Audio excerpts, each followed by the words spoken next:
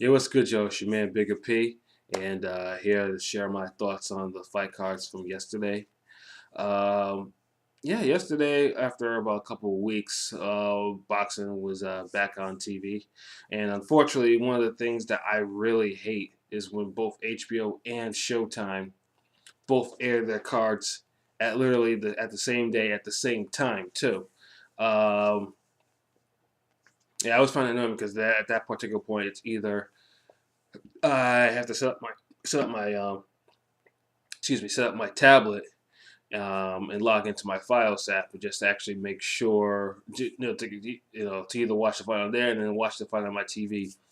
Because I always feel like unless I feel like one of the cards is like really not up to par, and then I'll just like try to catch another. But in this particular case, I thought both cards were up to par, and as I've done before, try to watch both of them at the same time.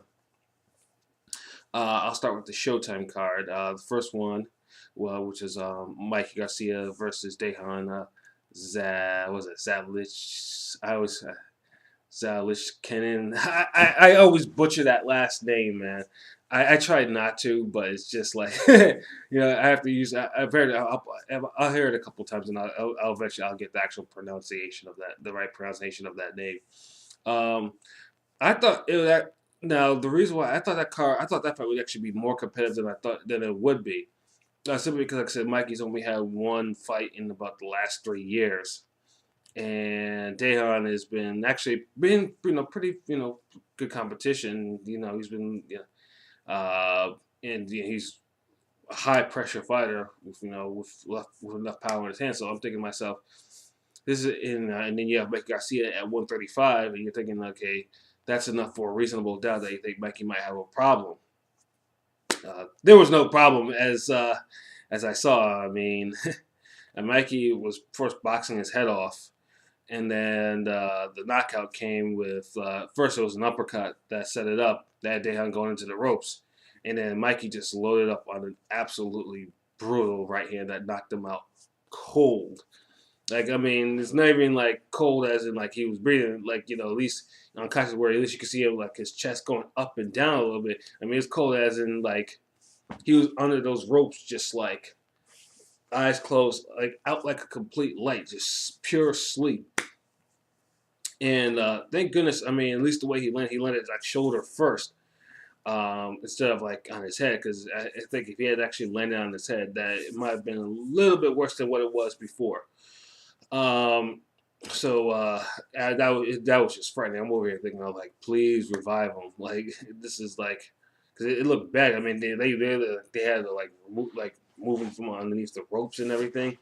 And I'm like, okay, please let the man be all right, which he was. He finally came to after some time. Um, so yeah, I guess I have no reasonable to doubt Mike again unless he takes another 2 years off. But kudos to him. I mean, he captured the lightweight title, his third title in a third division, and yeah, I mean, 135 is starting to heat up again. Thank God. So hopefully, maybe I know, maybe he gets in the mix with Linares or whoever wants between Linares and Crolla. I would love to say Robert Easter, but who knows? Well, actually, no, that's actually a feasible fight. Because I'm thinking, because there's not promotional, there's nothing that's actually stopping that fight from happening. But I would love to see that fight now. I mean, Mikey looked actually pretty big. I mean, he looked pretty comfortable at that size too. I mean, I didn't think that would be a problem. I didn't think that would be the case. But kudos to him for winning that lightweight title. And hopefully, like I said, he fights more frequently than what he has before in the past, since there are now no more promotional issues. The main event, of course, was the rematch between last year, between Carl Frampton and then Leo Santa Cruz. Um, this fight, the first fight. It wasn't like the first fight. I will say this. A couple of things that I found that were a little bit different is, I mean, Leo Santa Cruz. I mean, one of the things I've always got him about is the fact that I didn't think he could find like a second gear who he couldn't adjust. Um, he couldn't adjust to his opponent if he can't overwhelm that he has a hard time adjusting. That's what I thought pretty much was the case when Frampton beat him.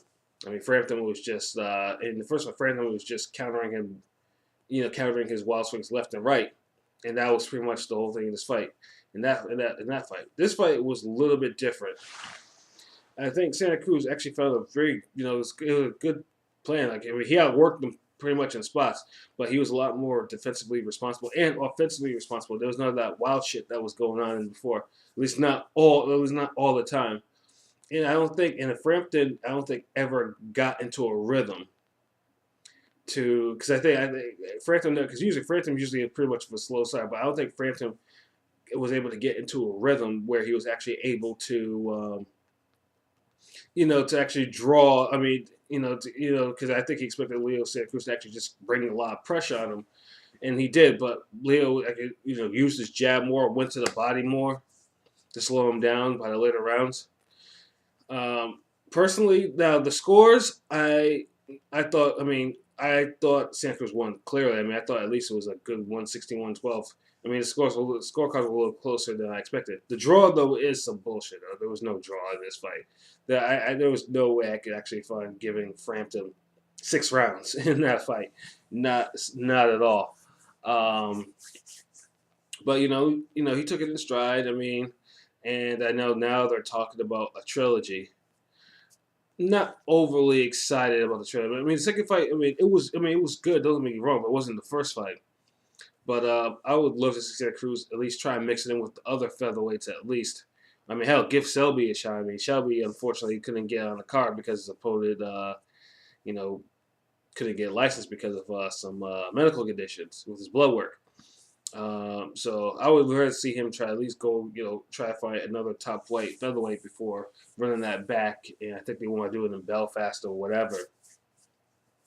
But yeah, I mean, Santa Cruz. And like I said, because I want to see if it's just because I want to see more of the fact that if it's just Santa Cruz, that it really does have a second gear to actually win a fight or not. As for Frampton has nothing to mean.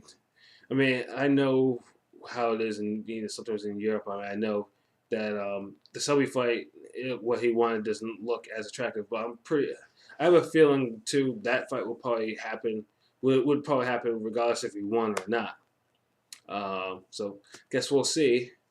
And yep, now the HBO card. Now the HBO card was pretty much a showcase of 130 at fighters at 130 super featherweights. The first fight was Takashi Miura versus Miguel Roman. Now this fight, and I actually have this fight playing in my background right now. I just have it on mute. Now this was the type of because 130 has been outstanding in the last couple of years. I mean, it's actually, the last 2 fights of the years were at 130.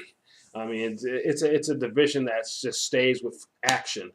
I mean, it has a blend like all the champions all have they're different, but it just seems like every time a high level 130 fight comes about, it's like literally one of the best fights of the year. This is no different. This fight was uncomfortable to watch at times. First, it was a slow start. As of right now, I think it's in round 7 right now, and it got to. This is where I was thinking to myself, like, man, this is really uncomfortable to watch. Like, neither of them were particularly fast fighters, so I think they were just chopping away each other. It was just, the amount of punishment that both Roman and Miura took was unbelievable. It was crazy. It was just a war of attrition right there. The end of the fight, I thought the end of the fight came in 10 when Takashi just lands an absolutely monster left hook to the body. I mean, it was one of the more brutal shots I've ever seen. I mean, body shots in itself are always effective, but I mean, he really he loaded up his left hand. I mean, he walked and boom. You couldn't see a cleaner body shot like that, and Roman showed absolute huge balls getting up from that shot because that was the type of shot that would end the fight. I mean, I couldn't believe it. I mean, and look, I think it was at the end of the round, saying that's probably the reason why he actually got up from that shot. but then after that, it was just the inevitable. I mean, and he went down again in the 11th, and then finally in the 12th round, another left hand put him down face first, and he just couldn't beat the count. Uh, like I said, I mean that's it was a clear fight of the year candidate. I mean that's for sure. But Miura again took unbelievable punishment, and it's like one of those things. Like how many of these fights can he take? Uh, and I mean it's just like I mean honestly I mean hopefully he actually gets a little rest. Like honestly he probably shouldn't fight again for at least a good 6 months because it was just unbelievable punishment that he took in that fight. As for Roman, um, yeah, like I said, I mean he tried. I mean, like I said, I mean there were times in the middle of rounds he was just absolutely just killing Miura with these with right hands and like I said the uppercuts. I mean he tried, man. And like I said, but I think he just got worn down from the pressure and then the body shots he had been taking. Um, like I said, I mean that was only his second time getting KO'd. Um, and like I said, he has nothing to share. He has nothing to be ashamed of. That was pure effort. Um, so my hats off to him making a hell of a fight for that. And then the main event was Francisco Vargas defending his WBC super featherweight title against Berchelt. Now Berchelt I've only seen fight once, and like I said, it was a very nondescript fight. Vargas, of course, his last couple of fights were brawls, were fight of the years. He's in fact, just two brawls, two ridiculous brawls in a row, fight of the year brawls. Um, it was competitive at first. They were trading like they were throwing hands like there was nobody's business, but then the difference was Vargas's his eyes, the skin around his eyes were just it was terrible. He started getting cut up, bloodied, and as the fight went on, like I could tell, like maybe the fights had actually took its toll on him. Because Berchelt was just unrelenting. Like he put a lot of pressure on him, and Vargas was fighting back. It wasn't like he was getting knocked around or anything like that. But it was just like he was just getting covered. I mean, the cuts were just getting just more and more just like disgusting. And then I see the doctors in the corner, and I'm like thinking like to say someone needs to pull him out, especially in the later rounds where it got to the point where I think Vargas was on fumes, but he was still fighting back hard. And then the fight came when finally, Vargas' legs started doing, the leg action, where he starts buckling. And then Berchelt's swollen and starting to tee off. And then after that, the ref was like, had to wave it off. So Berchelt, as 130, put himself on the map. 130, like I said, it just seems to be a division where a lot of new stars, new champions get born. And they usually put in one hell of a performance. And, I would love to see it. I think now they're trying to get him to fight with Miura, which I'm pretty sure is going to be a bloodbath. And as for Vargas, I think there's too many wars. Like I think between this fight now being a brutal fight, I think he's pretty much he's nearing done at the high level. I think, and I also think that he probably needs to take some time off. I mean, he's got to let those cuts were just absolutely nasty. Like he needs to let himself heal a little bit. But I don't think he has too much left at the top level anymore after that fight. And I know Salido was at ringside. And I know he had wanted to, he wanted to rematch. He wanted to rematch him.